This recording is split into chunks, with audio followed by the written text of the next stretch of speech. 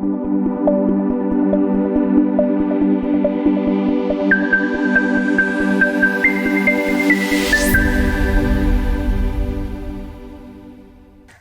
and welcome to Hello Yellow. This is a podcast and program all about inspiring people, businesses and brands. And today we have no better inspiration than my very good friend, ultramarathon swimmer, author, presenter, Susan Berg. Welcome to the program, Susan. It's so lovely to see you and have you here. It's great to see you too, Viv. It's been a while. It has. Now, Susan, you and I met after you came to one of my Christmas functions. I did unexpectedly came to a Christmas function. You didn't know I was coming. It was, No. You were very gracious to accept me in. Well, you were a delightful gift because our mutual friend introduced us and told me that you had written a book, and then later sent me the book, which I devoured from cover to cover in the space of a day. And I just, I knew, I was so inspired and prompted to reach out to you to say it was one of the most amazing books that I've ever read. Oh, thanks. So I'd love for you to tell us a little bit about it, and if you can start way back when, many years ago, and thank you so much in advance for being so open and honest and sharing your story. Yeah, well, thank you. Really, the whole writing was not something that I had set out to do to actually publish a book. It was purely to get, my experiences in life and the trauma and, that I'd been through out onto paper where I could give it somewhere else to live, the pain somewhere else to live instead of just being inside of me. So it was a really healing experience for me. So the journey started when I was 15 and I was out in a boat with my parents and my brother out in Western Port Bay. And it was only the second time we'd taken the boat out. The first time it broke down and we had to get towed back to land. And my dad took it back to the boat builder and, demanded it be fixed. Boat builder came back and said it was in A1 condition. So it was the second time that we were taking it out. We left from Warneet and we were out in the water for, a good couple of hours, fishing, having fun. And so for those people that don't know where that is, that's in Victoria, Australia, is that correct? That's correct, yes. Warneet, or down that area of Western Port Bay is, Phillip Island, over the other side of Port Phillip. So it was starting to get dark and Dad said it was time to head back to land, asked if I'd like to drive the boat. As all good dads do. And of course, as any child would do, I jumped at the opportunity, jumped into the driver's seat, put it on full bore, rocketing over the waves, and all of a sudden the acceleration cut. And, Dad's saying, "Come on, Susan, got to get back to land, it's getting dark." And then my brother just turned around and yelled out, "There's water in the boat." And Bill got a bucket and he was trying to bail the water out while Mum's throwing life jackets at us. That we only had time to put them over our heads, that was it. But the boat basically went down in less than 30 seconds, like we're up to our knees in water. And Dad said, "Jump out, let's, turn the boat over," so that we could then hang on to the hull. Yeah. So we hung onto the hull and we were tying up each other's life jackets.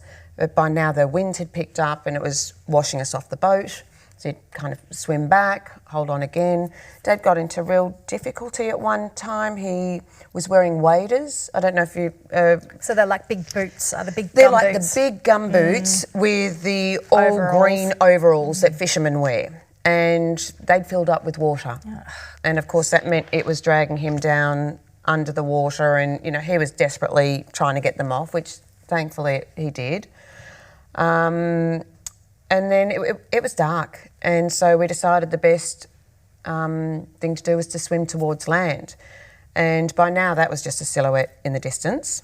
But we left the boat, and not long after we let go of the boat, Dad started to have difficulty. So my brother went to go and help him, which Mum didn't want him to. She'd said to Bill, "No, just keep going." She wanted him to be safe and to save himself. And Bill just said, "No, Dad needs my help." So he went over to help Dad, and I said to Mum to keep up with me, that, we'd keep moving forward. But the more that time went by, I was just getting further and further ahead. And so eventually I said that I was going to go ahead for help. And so talk to me, was it dark, still light? No. Could you see? No, you couldn't see. No, anything. by now it was dark. You know, it was 8 o'clock, 9 o'clock at night. Like I was swimming for several hours. After about, Mum used to yell out to me every few minutes, and after about an hour, I realised I hadn't heard from her for possibly an hour. Wow. And I yelled out and heard nothing, turned around, and it was just pitch black. You couldn't see anything. So how do you know that and I'm assuming it wasn't warm? No, it was really cold. 27th of October. So. Late October in Melbourne, it's cold in the water. And so how did you know which direction to keep going? I mean, what was going through your mind at this point in time when you haven't heard from your mum for the last hour, and then before that, obviously you weren't sure what was going on with your dad and your brother. So what's going through your mind? So I had no idea what had happened with any of them by this point when I couldn't hear them anymore. And what was going through my mind was I had to keep going to get help. I kept swimming, and then after a while there were literally hundreds of birds that were circling me and screeching really loudly, and I was petrified because birds are generally asleep. They've nested by the time sun sets, and I knew that there were sharks in the area. Oh gosh. So I was pretty sure that the birds were just waiting for the sharks to come and attack, and that they were going to pick up the pieces. So that was petrifying. You're looking around, looking for fins, and then just knowing that there's nothing you could do. You just have to keep going. And how old were you again? I was 15. So really, and your swimming capabilities? I used to train each week, as did my brother, and my brother was actually so good that he had his own personal trainer because they wanted to get him up to be, competition standard. He was really good. So he was the strongest swimmer out of the whole family. So go back to, so you're thinking it's maybe about 9 o'clock and you're still swimming, worried about the sharks. Then what happens? So I get to a point where the water is too shallow to swim. So I tried to walk, but I just sunk into mud, up to my knees. So the only way forward then was to get onto my hands and knees and to crawl. And I would count, each movement up to 100. And then when I got to 100, I turned around and sat with my back to the land, my legs outstretched, and I would push myself backwards and I'd count to 100. Wow. So these two, methods I rotated until eventually I thought it was land, but it was a sandbank. And I yelled out there to Mum and Dad and Bill that if they could get there to rest, I was going to go ahead for help. So then I was back to crawling off the sandbank. And did you see land from the sandbank? Yes. So you weren't far then if you were... A few hundred metres I would estimate by then. But what I'd expected of the land was totally different. So as I was getting closer and closer, it was mud again, but this time it was like quicksand. And I was literally sinking. I was up to, nearly my waist and being sucked down, grabbing onto shrubs and sticks and anything that was sticking up out of the water.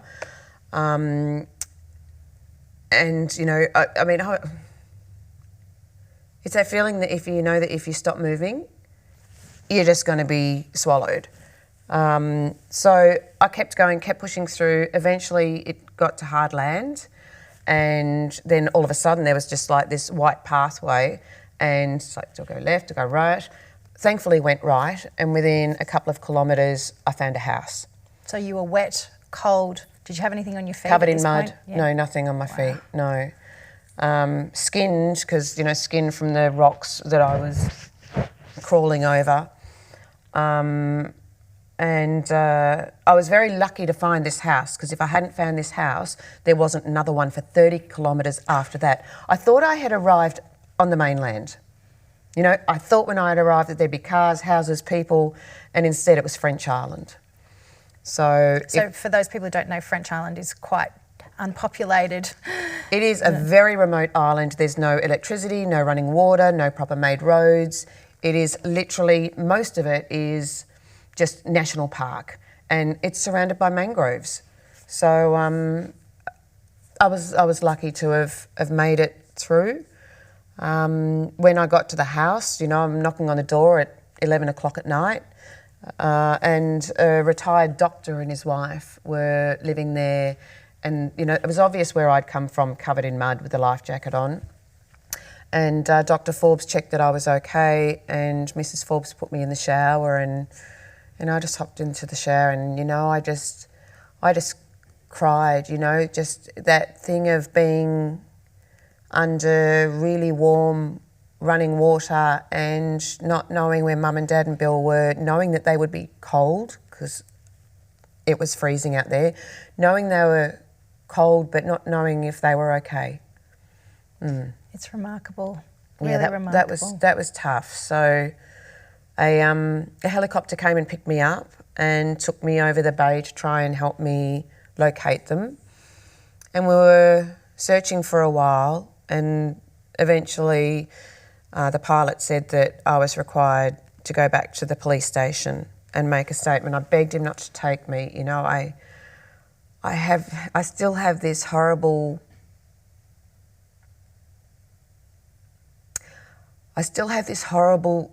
thought of them seeing the lights, thinking they were going to be rescued, waving up at the helicopter, and the helicopter turning around and just disappearing out of sight. And I still struggle a little bit with that. I can only imagine what that must have been like and what it still is, now. So there are no words. I just, obviously, there's been growth from you, and I think just for the audience members, your parents and your brother, were they ever recovered? Yes, the following morning. So at 7 o'clock we were told that they'd found the body of my mother, and an hour and a half afterwards the body of my father, and half an hour after that, lastly, the body of my brother.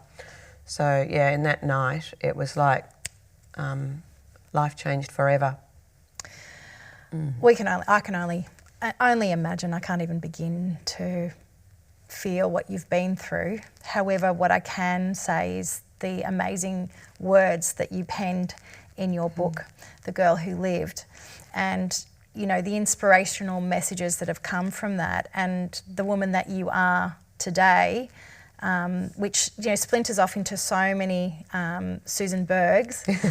Obviously at the introduction phase, ultramarathon swimmer, clearly an amazing author, which, again, I want to talk more about the book, but also an inspirational speaker and such an authentic human. And clearly today, the generosity of your genuineness is just, I'm incredibly grateful for the share.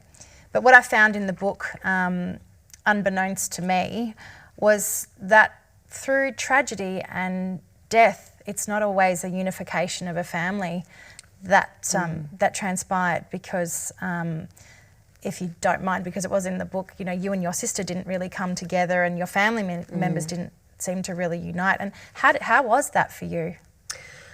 Yeah, it's almost like Mum and Dad were the glue that kept the family together.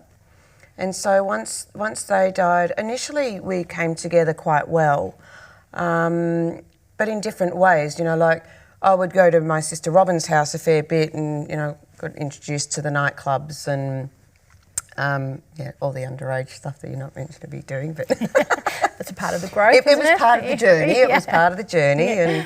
And at that time I was on a path of self-destruction, so I was pretty good at doing that on my own. But so I would go out a lot on the weekends with her, partying, night clubbing, and Julie and I were also very close in the younger years. But as time went by, we broke down terribly, to the point that with my sister Robin, we haven't communicated. It'd be 2 decades now. No, it'd be going on 2 decades, so almost 20 years since we've properly communicated. And sometimes it's, I don't know, it's almost like your friends are your family, and the people that you find are the most supportive and beautiful, people in your lives. My other sister Julie, that's been a bit of a struggle as well, and that's kind of been, has come and gone out of my life, which has also been a struggle. You know, and for my son as well, it's that thing of coming and going, and there's no real stability, and I feel that he's had a big struggle because he's grown up without a father. His father was abusive, so physically, emotionally, you know, you name it, he was abusive, and we left when he was 8 months old. So, you know, William's kind of felt that he's been deserted a lot in his life, and I think that's been really tough on him as well. But through all of the adversity, you have flourished as a human. You know, your eyes sparkle. You're doing so many great things for the world. You know, the ultramarathon swimming for me is something I want to talk about now too, because some years ago when you were living back in Melbourne, you were swimming a lot and training for the English Channel. You've done a few Rottnest Island swims and many more. Tell us a little bit about how you came to be this amazing swimmer. So if you had said to me even 10 years ago that I would even swim 100 metres, I'd have said, not a chance in hell. Why not? So from the night of the accident, I didn't swim for 30 years, like 3 decades. I literally would not go near the water. I could possibly count on one hand the amount of times that I did. And I remember one of them was, you know, with an ex-partner in Broome. We'd gone to Broome for a holiday. And one time with William in Thailand. But literally, water was my biggest fear. So understandably so. Yeah, it was. I didn't get joy from the water. I purely saw it as something to be afraid of and something that was traumatic. So I feel for my son, again, that he was brought up without going to the beach, without going to pools on hot days, without the joy of the water. So what happened was, after my book was published, I was actually contacted by a gentleman who, you know, knew the story, remembered the story from when he was young. Because it made the news back in the day, didn't it? Yeah. Yeah. So it did make the news back when the accident happened. It was front page news on all the newspapers for 3 days in a row. And then in magazines, and it got, you know, a lot of media. And so then with the book, that also got a lot of media as well, that the healing side of it, you know, for the girl who lived. And so this gentleman contacted me and basically challenged me to face my fear of water and to swim the Lawn Peter pub. Wow.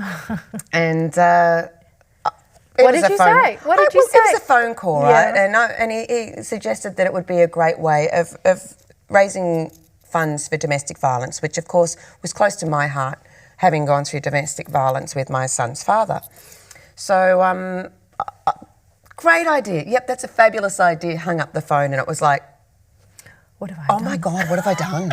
Like, I don't swim. I don't even own a pair of bathers, you know, let alone... But that's an easy fix. Let alone, well, it's an easy fix to go out and buy. The coming over the anxiety was not an easy fix. So initially, this newfound friend of mine suggested that I should be doing 30 laps of a 25-metre pool to get myself prepared. And eventually, you know, it took me weeks to get there, but I did the first lap and my anxiety was just so high that it would literally take me 4 minutes, and I would watch it on the clock, you know, for those people that do squad and they need a clock, I could actually see the time, and it would take me 4 minutes for my anxiety to lower enough for me to do another lap. So how do you lower the anxiety in that moment? I mean, I've done a mini triathlon and I love to swim, but the waves were crashing over me in the open water and I actually literally lost my breath. And I had to calm my mind down and tell myself everything's going to be okay, because for the first time in my life I was ready to tap out of something that I'd committed to, which is very unlike me. So how do you calm that anxiety in those moments? Initially, I really struggled with it, like to the point that 4 months later I was still high anxiety. I was only doing 2 laps of freestyle and all the others were breaststroke, side stroke, backstroke, anything but having my face in water. And I went to the doctor and asked if I could take Valium before I swam. I thought it was a great idea. Have a little snooze. I just thought it might help me relax, then, you know, I could just go out and do a cruisy swim. But no, she didn't think it was a very good idea. And so then it was, you know, next challenge is you've got to get out and into the open water, because the Peter pub is an open water swim. So I Googled open water swim groups and found one down at Black Rock, and went down and met Peter Hendricks, who ran the swimming group. And I told him a bit about my challenge and why it was a struggle for me. And he said to me, I'm a coach and I will have you prepared. And it took 12 months. Oh gosh, that's a long time. 12 months until the actual race, Right, let's say. okay, yep. But in the meantime, he took me out a few times and he could see my fear, he could see the anxiety, and he stopped me one time as we were entering the water and he said to me, Susan, instead of looking at the water as something that killed your family, why don't you look at it that every time you're entering the water, you're being reunited with them? You're with them. Oh, what a beautiful sentiment. Isn't that beautiful? Like, that just totally helped to repackage it in my mind, where I could change the focus from being trauma into being something beautiful. And so from then on, it was a progressive, each morning swimming at sunrise, even throughout winter. And slowly that anxiety just lessened and lessened until I got to the point where I really made peace with the water. And eventually I found an absolute love for it. Well, I can understand that because it's a real stretch to actually be energistically with your family. So it's actually was more motivating than not. And to the point where I remember one year in the winter, you got me in the water. We did. And you taught me how to get in with the bounce. And, and I'm like, oh my gosh. Get your head underwater, get over the brain freeze. Yeah, actually some tips for those people who are interested in some of the cold water swimming. What are some of the tips that you have for people to get into the water? Okay, well, I say go in slowly. Everyone has their own way of doing it. But for me, and the way it works best for me and the way I would recommend is go in slowly. Remaining as calm as you possibly can. For me, I go in and then I duck up to my neck in water and wait for 10 seconds, and then I dunk my head underwater 10 times until the brain freezes hit, and then I stop and get over the brain freeze, and then if I need to, if it's really, really cold, I'll dunk and do that 10 times again, and then I will start swimming. Because if you just go in and go in hard and if you go in hard and just jump in and you get the brain freeze while you're swimming, you can, you can get shortness of breath. Absolutely, yeah. And you can, hyperventilate. That can make you dizzy, and being dizzy in water when it's cold is not, a great place to be. It's not ideal. And they're great tips because we all know about the health benefits now of swimming in the cold and ice baths and the like. So I'm sure there's a lot of information that people can find out about. But what I'm keen to talk to you more about is through this adversity and through this incredible tragedy and trauma, you're now training as an ultramarathon swimmer. You've got your own business in Montenegro now, of all places. Yes. And you're planning a 3 countries in 3 days swim? No, it's 3 countries in one swim. So okay. It's a 25-kilometre swim. So it's for experienced, ultramarathon swimmers, people who like long-distance swimming. So people like English Channel swimmers, people who swum Rottnest, which are swims that I have done. The English Channel I did in a 4-person relay. In 2008. So I did Pier to Pub in 2017. I did a 4-person relay of the English Channel in 2018, and then I did a solo of Rottnest Island, which is a 20-kilometre swim, in 2020. Then COVID hit. Unreal, yes. And so the swim I'm doing is for people who like long distance, and so it's 3 countries. So Croatia, Slovenia, Italy. You swim from Croatia to Italy in one hit, 25 kilometres, so, depending on how fast people are, it could take them 12 hours, 15 hours. But, what an awesome swim out in the Adriatic Sea where it's crystal clear. It's absolutely spectacular. That's incredible. It's going to be a lot of fun. So you're only over here visiting Victoria Back in Melbourne, at the moment. Yes. Because I'm very disgruntled during COVID, but we'll leave that one alone. But if people want to learn more about you, they want to buy your book, they want to be a part of your swimming extravaganza overseas, where can they find you and get in touch with you, Susan? So there's actually 2 ways. There's either my personal website, which is susanberg.com.au, or if you're looking at the swimming tours, and they're in Montenegro, Greece, Croatia, and then of course this 3 countries in a day. Take me with you. That's oceanblueswimmingtours.com. Wonderful. Susan, you have been so generous of heart, in spirit, mind, and love, and I'm so grateful to be your friend, and I know our audience are so incredibly lucky to have heard your story and really hallmarked that through tragedy and trauma you really can be the best person you can be. So thank you so much, Susan, for coming on the show. Thanks for having me, Viv. Really appreciate it, and thank you very much for listening or watching wherever you may be. Tune in next time for another Hello Yellow.